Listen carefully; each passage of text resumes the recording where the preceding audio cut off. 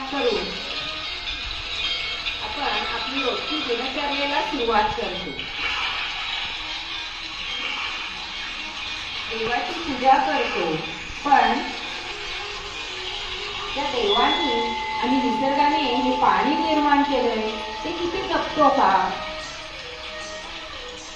शेतात सकाळी सकाळी कामाला सुरुवात होते, पण शेतातला कचरा त्याचबरोबर नको असलेले जे काही गोष्टी आहेत त्या आपण पाण्यामध्ये फेकतो. एखादी वाईट दुर्घटना झाल्यानंतर आपण अतिशय भावनाविवश होतो आणि आपल्या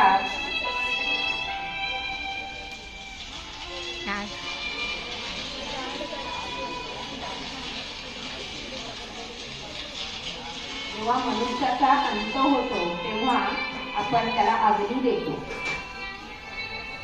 पण जी काही राख असते ती मात्र आपण पाण्यात टाकतो आणि पाण्याचं प्रदूषण करतो.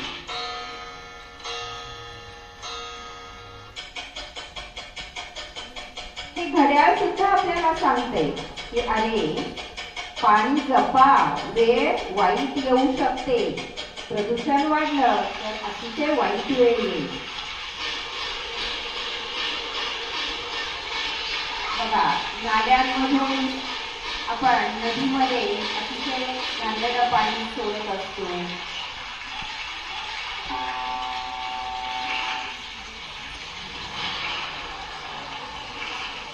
जवळ या ना.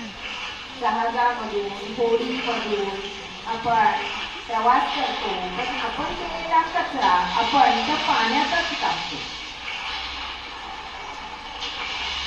आता तर आपण प्लास्टिकच्या पिशवीत भरून भरून तो कचरा पाण्यामध्ये टाकतो.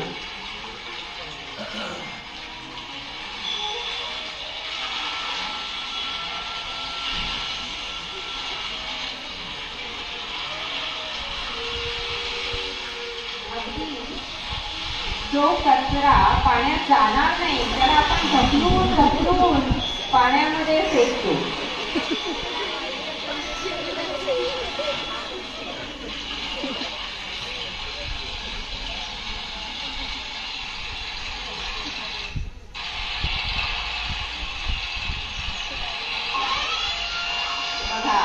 कारखाने उभे करतो, पण त्याचं दूषित पाणी मात्र आपण आपल्या नद्यांमध्ये सोडतो.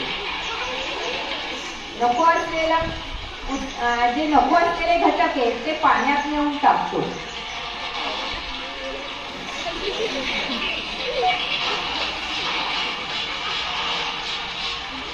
आपले रोजचे व्यवहार आपण पाण्यावर जाऊन करतो, पण ते पाणी आपण किती दूषित करतोय ज्याचे दुष्परिणाम आपल्याला पुढे भोगावे लागणार आहे. श्रद्धा मानतो देव आहे. पाणी वाचवा, घाण प्रदूषण हटवा. पाणी वाचवा, घाण प्रदूषण हटवा. उद्याच्या पिढीला सुरक्षित जगवा.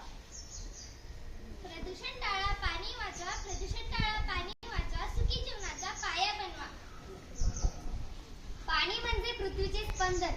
पाणी म्हणजे पृथ्वीचे स्पंदन. स्वच्छ ठेवून करा त्याचे वंदन. पाणी अडवा, पाणी जिरवा. थेंब थेंब वाचवा पाण्याचा, हा एकमेव मार्ग सुखी जीवनाचा. बचत पाण्याची गरज काळाची. पाणी वापरा जपून, भविष्य राहील टिकून. पाण्याचे पुनर्भरण जीवनाचे संवर्धन. सांडपाण्याचे करू योग्य निकाल. सांडपाण्याचे करू योग्य निकाल. आरोग्य होईल मग प्रज्वल. पाणी वाचवा. पुढच्या पिढीला काय द्यायचं हे आता